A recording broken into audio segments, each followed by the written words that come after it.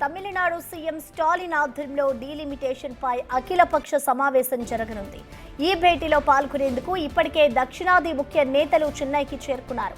BJP నేతృత్వంలోని మోడీ ప్రభుత్వం దక్షిణాదిపై కక్ష కట్టి వ్యవహరిస్తోందని, ఐక్యంగా పోరాటం చేద్దామనే ఆలోచనతో ఈ భేటీ ఏర్పాటు చేశారు. ఇక తెలంగాణ నుంచి CM Revanth Reddy, TPCC chief Mahesh Kumar Goud హాజరవుతున్నారు. బీఆర్ఎస్ తరపున కేటీఆర్, జగదీష్ రెడ్డి, వినోద్ కూడా హాజరవుతారు. అటు ఏపీ నుంచి ప్రధాన పార్టీలు ఈ మీటింగ్ కు దూరం ఉంటున్నాయి. టీడీపీ, జనసేన కూటమిలో భాగస్వాములు కాక బీజేపీని వ్యతిరేకిస్తున్న చెన్నై మీటింగ్ కు వెళ్లకూడదని వైసీపీ నిర్ణయం తీసుకుంది.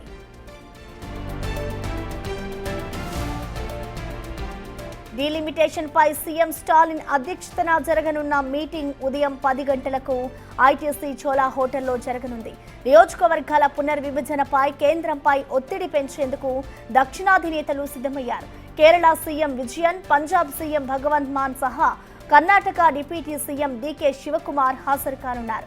జనాభా ప్రాతిపాదికన చేసే డీలిమిటేషన్ ను పూర్తిగా వ్యతిరేకించబోతున్నారు. అంతేకాదు, బీజేపీకి వ్యతిరేకంగా ప్రతిపక్ష పార్టీల బల ప్రదర్శనగా కూడా దీన్ని చూస్తున్నారు.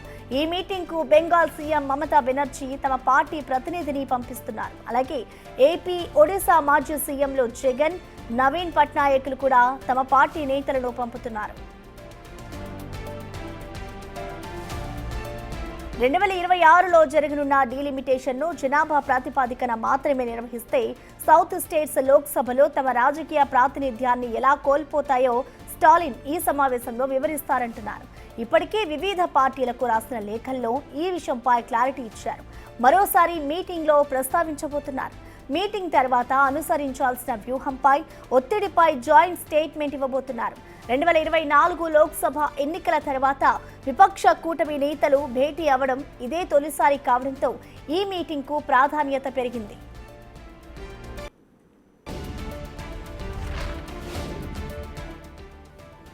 ఈ భేటీకి సంబంధించిన మరింత సమాచారాన్ని మా ప్రతినిధి దామోదర్ అందిస్తారు. దామోదర్,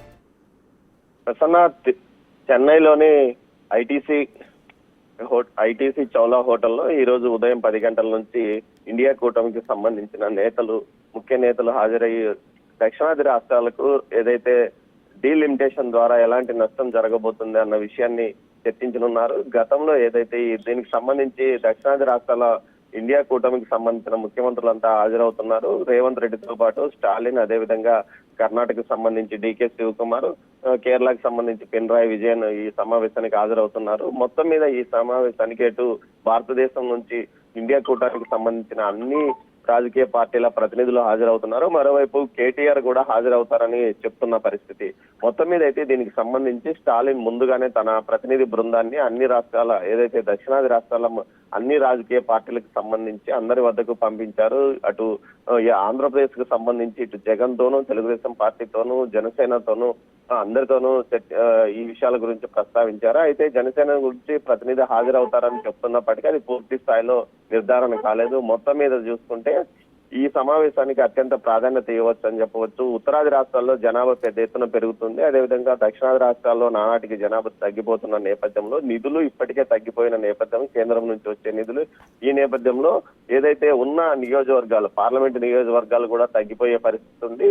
అటు పార్లమెంట్ లో కానీ దక్షిణాది రాష్ట్రాల యొక్క ప్రాధాన్యత తగ్గే అవకాశం ఉందని ఇటు అన్ని రాష్ట్రాల ముఖ్యమంత్రులు చెప్తున్నారు. ఈ విషయంలో జనాభా పెరుగుదల పెంచాలని చెప్తున్నప్పటికీ దీనిపైన పెద్దగా ఎక్కడ స్పందన కనిపించని నేపథ్యం. మొత్తం మీద అయితే వచ్చే డీలిమిటేషన్ 26 నుంచి డీలిమిటేషన్ ప్రక్రియ ప్రారంభం కానున్న నేపథ్యంలో ముందు జాగ్రత్త చర్యగానే ఈ అన్ని పార్టీలను రాజకీయ సమాయత్తం చేస్తున్నానని స్టాలిన్ చెప్తున్నారు. అయితే తొందరలో జరగబోయే శాసనసభ ఎన్నికలకు దీన్ని వేదికగా ఉపయోగించుకొని ఉత్తరాది రాష్ట్రాల నుంచి దక్షిణాది రాష్ట్రాలకు ఇబ్బంది ఏర్పడుతుందన్న విషయాన్ని ప్రజల్లోకి తీసుకువెళ్ళడానికి ఈ సమావేశాన్ని ఒక అవకాశంగా తీసుకుంటున్నారని కూడా రాజకీయ పరిశీలకులు అంటున్నారు. మొత్తం మీద అయితే ఈ రోజు జరిగే సమావేశాలకు దక్షిణాది రాష్ట్రాల యొక్క ప్రాధాన్యతను తెలియజెప్పేస్తూనే ముఖ్యంగా దక్షిణాది రాష్ట్రాలు ఏ విధంగా ప్రస్తుత ప్రభుత్వంలో కేంద్ర ప్రభుత్వానికి ఎన్డీఏ కూటమి ప్రభుత్వం ద్వారా ఎలా నష్టపోతున్నాయి అన్న విషయాన్ని తెలియజెప్పడానికి దీన్ని ఒక వేదికగా ఎంచుకొని ఉన్నారని తెలుస్తుంది. అంతేకాకుండా